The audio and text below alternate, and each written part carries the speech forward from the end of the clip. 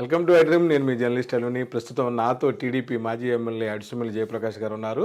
రాబోయే రోజుల్లో ఏదైతే కొద్ది రోజుల్లో అసెంబ్లీలో రాజ్యసభ ఎన్నికలు జరగనున్నాయి, ఆ నేపథ్యంలో ఏదైతే ప్రస్తుతం వైసీపీలో కొంతమంది అభ్యర్థులు ఎవరైతే ఎమ్మెల్యే అభ్యర్థులు ఉన్నారో వారంతా కూడాను కొద్దిగా గోడ మీద పిల్లుల్లాగా ఉన్నారు. కాబట్టి ఖచ్చితంగా రాజ్యసభలో తెలుగుదేశం పార్టీ ఒక సీటైనా గెలుస్తుందని చెప్పేసి అప్పుడే పచ్చ మీడియా అనవచ్చు, పచ్చ బ్యాచ్ అనవచ్చు, పెద్ద ఎత్తున ప్రచారం చేస్తున్నారు. ఈ నేపథ్యంలో అసలు రాజ్యసభ ఎన్నికలకు సంబంధించి విధి విధానాలు ఎలా ఉంటాయని అడిగి తెలుసుకునే ప్రయత్నం చేద్దాం. సీనియర్ పొలిటీషియన్ అడిసిమల్లి మనతో ఉన్నారు.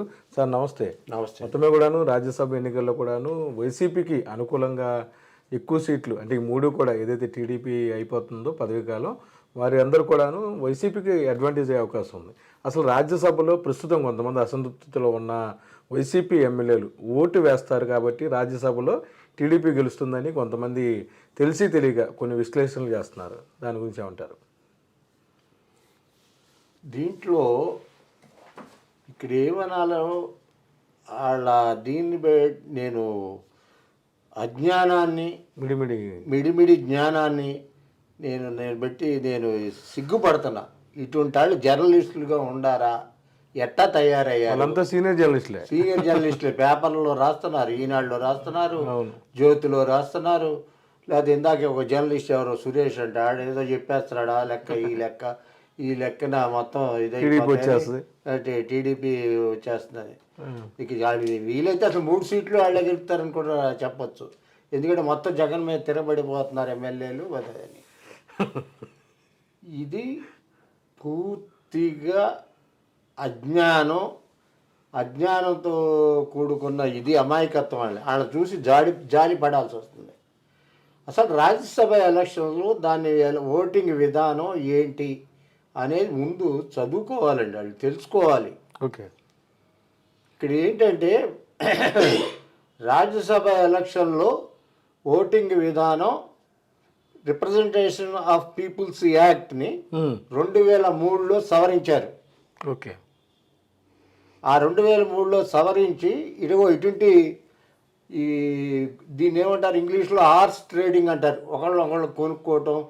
అందుట్లో ఆ రాజ్యసభకి ఇండియాలో పెద్ద పెద్ద ఇండస్ట్రియలిస్టులు, బిగ్ షాట్లు వీళ్ళు రావటం, ఒకళ్ళ ఎమ్మెల్యేలు కొనుక్కుని ఒక పార్టీ వాళ్ళని కూడా కొనుక్కుని వీళ్ళు గెలవటం, రాజ్యసభకి వెళ్ళటం ఇదంతా ఉంది. దీన్ని నిరోధించడానికే 2003లో వీళ్ళు ఇది ఇచ్చారండి. ఓకే. ఒక చట్టం తెచ్చారు. అది ఎన్డీఏ గవర్నమెంటే. ఓకే. ఓకే. అదేంటంటే ఈ చట్టం ప్రకారం ఒక రాజ్యసభకి ఓటేసే ఆయన, ఒక ఎమ్మెల్యేనే కదా ఓటేసేది, ఆయన తను వేసిన ఓటుని ఏ పార్టీకి చెందినవాడైతే ఆ పార్టీ ఏజెంట్కి చూపించాలి.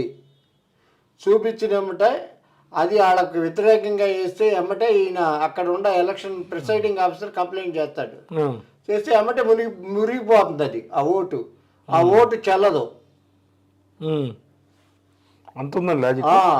ఓటు చెల్లదు. దానివల్ల ఏమి ఇబ్బంది లేదు. ఎమ్మెల్యే కూడా తెలిసిపోతుంది ఎవరు కొట్టేశాడు. ఎమ్మెల్యే కదా చూపించేది, ఏజెంట్ తెలిసిపోతుంది కదా. ఎమ్మెల్యేగా ఓటేసేది అతను తెలకుండా ఎక్కడుంటుంది, అతను చూపించాలి అక్కడ ఉన్న ఏజెంట్కి, వాళ్ళ పార్టీ ఏజెంట్కి చూపించాలి. అది ఏమంటే అతను ప్రిసైడింగ్ ఆఫీసర్ కంప్లైంట్ చేస్తాడు, ఇగో మా పార్టీ వాడు అటు పార్టీకి ఓటేసాడు, ఓటు క్యాన్సిల్ చేసేమని. చల్లదు. ఓకే. అది వీళ్ళు తెలుసుకోవట్లా. ఇది ఎమ్మెల్సీ ఎలక్షన్కి ఎంపీ ఎలక్షన్కి తేడా ఉంది. అది ఇట్లా క్రాస్ ఓట్ జరిగితే మాత్రం ఇమీడియట్గా ఇదవుతుంది. వీళ్ళు ఊహల్లో ఉన్నారు, మీ కళల్లో ఉన్నారు, అది ఏమి జ్ఞానం లేని వాళ్ళు. ఇట్లా దీన్ని కుల్దీప్ నాయర్ లాంటి వాళ్ళు ఛాలెంజ్ చేశారు. ఓట్ ఆఫ్ సీక్రసీకి అడ్డు వస్తుంది అది ఇది అంటే దాన్ని జస్టిస్ డివై చంద్రచూడును ఇంకొక ఆయన సుప్రీంకోర్టు వాళ్ళు అప్పీల్ చేశారు. నో, హార్స్ ట్రేడింగ్ జరగటానికి వీల్లేదు, ఈ క్రాస్ ఓటింగ్ ఇట్లా జరగటానికి వీల్లేదని ఏ చట్టం అయితే చేశారో ఆ చట్టాన్ని అప్రూవ్ చేశారు. Very good. అది అప్పటి నుంచి 2006 నుంచి అది అమల్లో ఉంది. దీనికి ఉదాహరణలు ఏంటంటే గుజరాత్లో అహ్మద్ పటేల్ పోటీ చేసినప్పుడు అక్కడ కాంగ్రెస్ వాళ్ళు క్రాస్ ఓట్ చేశారు, అహ్మద్ పటేల్ కాకుండా బీజేపీకి. బీజేపీకి చేస్తే బీజేపీ వాళ్ళు పోటీ చేస్తే కాంగ్రెస్ వాళ్ళు ఏమంటే ఎలక్షన్ కమిషన్కి ఫిర్యాదు చేశారు. ఎలక్షన్ కమిషన్కి ఫిర్యాదు చేశారు. ఎలక్షన్ కమిషన్ ఫిర్యాదు చేస్తే చీఫ్ ఎలక్షన్ కమిషనర్ దీని మీద ఫిర్యాదు తీసుకుని వెంబటే ఆ కాంగ్రెస్ వాళ్ళు ఎవరైతే క్రాస్ ఓట్ చేశారో వాళ్ళ ఓటుని రద్దు చేశారు. అప్పుడు ఆ రద్దు చేయడం వలన అహ్మద్ పటేల్ గెలిచాడు.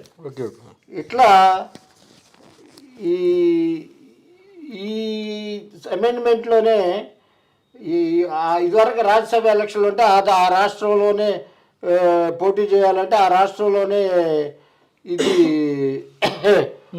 పోటీ చేయాలని రూల్ ఉండేది. ఇది వచ్చిన తర్వాత ఇది 2003లో ఎన్డీఏ ప్రభుత్వం పెట్టింది, ఆర్పీ యాక్ట్కి సవరణ చేసింది. సార్ అప్పటికి ఇప్పటికి చాలా సంవత్సరాలు ఉంది, ఎందుకని కనీసం అవగాహన లేదంటారు?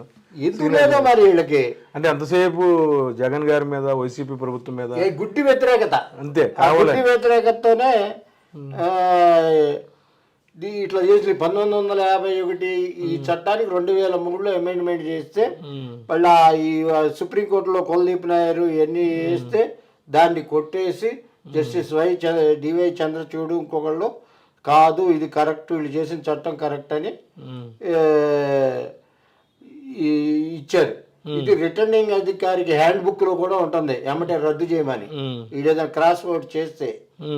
అది ప్రస్తుత పరిస్థితి.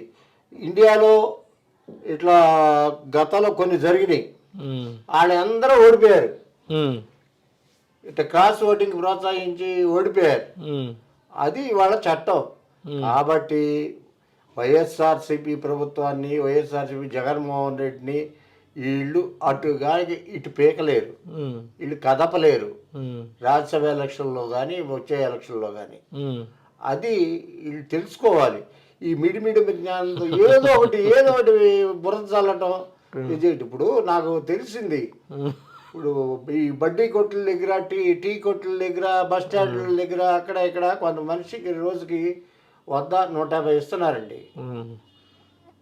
వాళ్ళే చర్చి పెట్టుకుంటారు కావాలని చర్చి పెట్టుకుని ఈసారి ఎవరికి వెళ్తారా, అరే చంద్రబాబే వస్తాడు రా, జగన్ గెలవడరా, జగన్ అట్టాడరా ఇట్ట అంటాడని వీళ్ళు చెప్పిస్తారు. అది కొత్తగా జరుగుతున్న ప్రాపగాండా. ఆ ప్రాపగాండా మీద కొంతమంది ఏంటి జగన్ ఓడిపోతాడని అంటున్నారు. కానీ రియల్ గా ఫీల్డ్ లోకి వెళ్తే నేను అనేక సర్వేలు చూసా, ఏ సర్వే చూసినా 110 సీట్లు తక్కువ ఎక్కడ రావు. Very good. అది ఇక్కడ సార్ ఇది కొత్త ట్రెండ్ అంటారా ఈ టీ గుట్లు కాడ? కొత్త ట్రెండ్, కొత్తగా ప్రవేశపెట్టాడు ఎవడో. ఇప్పుడు అంత కన్సల్టేటెడ్ కదా. ఇప్పుడు రాబిన్ సింగ్ వాళ్ళకి 1000 రూపాయలు జీతం ఇస్తున్నారని అంటున్నారు. వాళ్ళకు 1000 రూపాయలు జీతం కూడా వస్తుంది. 100 ఎంతో ఇస్తారు, 200 300 1000 రూపాయలు ఇవ్వలేదు రోజు. ఏంటంటే ప్రాపకాండ చేయాలి అక్కడ కూర్చొని వీళ్ళే ప్రాపకాండ డబ్బా కిళ్ళి కొట్ల దగ్గర వీళ్ళు చేస్తూ ఉంటారు. ఇటువంటివి అనేకం జరుగుతున్నాయి. అంటే ఏ రామోజీరావు రాధాకృష్ణ కన్నా హీనంగా తయారయ్యారు. వాళ్ళే హీనం. ఐటీడీపీ బ్యాచ్ రాబిన్ హుడ్ బోబిన్ హుడ్ తయారు చేస్తున్నారు. ఇక్కడ ఇది విషయం. ఇవన్నీ కింద అసలు ఓటేసే వాళ్ళని ప్రభావితం చేయలేవు, అసలు మొత్తం నగ్న సత్యాలు తెలిసిన వాళ్ళని ప్రభావితం చేయలేవు, వాళ్ళని మోసం చేయలేరు వీళ్ళు. అసలు జగన్ గారికి ఎందుకు ప్రాపకాండా చేసేవాళ్ళు రేపు జగన్ గారికి ఓటేస్తారు. 50 రూపాయలు 100 1000 తీసుకుని ఇది చేస్తారు. అసలు అంటే ఈ ప్రాపకాండ వల్ల ఓటు చెల్లాచెదరవుదా? ఊరినే కాసేపు అల్లరే, అంతకన్నా ఏమీ లేదండి, ఊరినే అల్లరే. అంటే జగన్ గారికి గెలుపు అవకాశాలు ఏ విధంగా ఉన్నాయి? జగన్ గారికి గెలుపు అవకాశాలు బ్రహ్మాండంగా ఉన్నాయండి. చెప్తున్నా కదా, ఏ సర్వే చూసినా జగన్ గారికి అనుకూలంగానే ఉంది. 110 సీట్లు ఖాయం వన్ సైడ్. ఈ మిగతా లెక్కేస్తారు. అంటే చంద్రబాబు యజ్ఞాలు చేశారు అమరావతిలో. ఈ రోజు చూసే 3 పిల్లలలాగా పవన్ కళ్యాణ్ చంద్రబాబు, ఇక్కడేమో భారత గారిని జగన్మోహన్ రెడ్డి గారు వాళ్ళు కుటుంబ పరంగా దంపతులుగా చేసి అక్కడ ఆ దంపతులు ఆది దంపతులు ఎవరు చంద్రబాబును పవన్ కళ్యాణ్ సేమ్ టు అట్టాగే కూర్చున్నారండి అన్ని చోట్ల. ఏంటి అంత ప్రేమ? ఏముందో గతంలో జయలలితను శశికళ చేసుకున్నారు, గుర్తుందా? అవును, గతంలో శశికళ జయలలిత ఫ్రెండ్షిప్ కాదు, పెళ్లి కూడా చేసుకున్నారు కదా, ఇట్లా కండలు మార్చుకోవడం ఇన్ని చాలా జరిగినాయి. మీరు అంటే ఇప్పుడు ఆ ప్రేమలో ఉన్నాడు చంద్రబాబు. కాదు, మీరు ఉంటే ఆ బైట్స్ వేయండి. చంద్రకళను జయలలిత, శశికళను జయలలిత చేసుకున్నట్టు ఇవాళ చంద్రబాబు పవన్ కళ్యాణ్ నవ్వుకుంటున్నారు, మంటలు కదండి. కండువాలు ఒకళ్ళు మార్చుకున్నారు, ఇవన్నీ ఉన్నాయి. కాబట్టి అది దానితో నాకు అట్లా గుర్తొచ్చింది గౌక్కున. శశికళను జయలలిత, అట్లాగే చంద్రబాబు పవన్ కళ్యాణ్, అది కాంబినేషన్. అటాక్ కూర్చున్నారు, అటాక్ చేశారు. భోగి మంటలు కానించి మిగతా పూజలు కానించి అందరూ పక్క పక్కనే. చంద్రబాబు పెళ్ళాము లేదు, పవన్ కళ్యాణ్ పెళ్ళాము లేదు. కాదండి, వీళ్ళు సంసారులే కదా, సన్నాసులు కాదు కదా. అవును, జగన్ సంసారి కాబట్టి భార్యతో కూర్చున్నాడు పూజల్లో. అవును, వీళ్ళు జగన్ విమర్శిస్తారు ప్రతిదానికి. ఆడ భార్య లేదు, ఈడు భార్య లేదని, వాళ్ళ అమ్మగారు లేరు, బైబిల్ పట్టుకున్నారు, గుడ్ బాయ్ ఏదో ఒకటి చెప్తూ ఉంటారు. ఇది ఇవాళ ఏంటి వీళ్ళు చేసిన పని? అవి భోగి మంటలు వేసారు కదా. అవును, ఇద్దరు కలిసే మందడంలో. అవునండి, ఇద్దరు కలిసే భోగి మంటలు వేసారు. భోగి మంటల దగ్గర ఇద్దరు కలిసి ఒకే కండవాలు, ఒకే ఇది పక్క పక్కన దంపతులు, ఆది దంపతుల్లాగా కూర్చుని చక్కగా చేశారు అమరావతి పూజలు. అమరావతి కోసం చేశారో, అధికారం కోసం చేశారో, దేనికోసం చేశారో మనకు తెలియదు. ఒకటి అది నాకు గుర్తొచ్చింది శశికళ జయలలిత. అది అంటే నేను మంగళగిరి నుంచి వస్తా చూశాను, జనసేన ఆఫీస్ కాడ జనాలు లేరు, వాళ్ళందరూ ఏమో పవన్ కళ్యాణ్ కోసం వస్తాడని టీడీపీ కార్యాలయం దగ్గర జనసేన కార్యకర్తలు కూడా అక్కడ ఎదురు చూస్తున్నారు. అసలు ఏంటి జనసేనకి కర్మ? జనసేన ఇప్పుడు రేపు జనసేన పార్టీ అభ్యర్థులు కూడా చంద్రబాబే నిర్ణయిస్తాడు. ఆల్రెడీ కొంతమందిని పంపిస్తున్నాడు కదా పవన్ కళ్యాణ్ దగ్గరికి. జలీల్ ఖాను, ఇంకొకళ్ళు మాగంటి బాబు, వీళ్ళందరూ వెళ్తున్నారు. వీళ్ళందరికీ క్యాండిడేట్లు అని చంద్రబాబు చెబుతున్నాడు. ఆఖరికి వీళ్ళ కర్మ అద్దెకి తెచ్చుకునేదే కర్మ జనసేనకి. 50 మంది అభ్యర్థులు లేరంట కదా. లేరు, వాళ్ళకి లేరు, వీళ్ళకి లేరు. మరి వైసీపీకి అందరూ పోటీలు పడుతున్నారు, ఏడుస్తున్నారు. అవును, ఇక్కడ ఏంటంటేనండి జగన్ అసలు ఆయన చేసే